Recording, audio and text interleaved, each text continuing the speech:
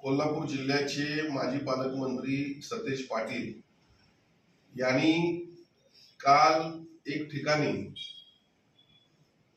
लोकसभेमध्ये यांना जोड्यानं मारला अशा पद्धतीनं उल्लेख केला।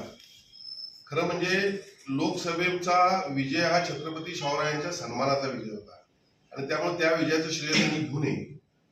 आज मुख्यमंत्री माझी लाडकी बहीण योजना संपूर्ण राज्यामध्ये एवढी प्रसिद्ध झालेली आहे की हजारो भगिनी मुख्यमंत्र्यांना प्रत्येक जिल्ह्यामध्ये राखी बांधत आहेत आणि खऱ्या अर्थानं अशी योजना आजपर्यंत जाहीर झाली नाही। या योजनेला अटकाव करण्यासाठी हे सावत्र भाऊ न्यायालयात देखील गेले होते आणि त्यांच्या पोटात दुखत होतं।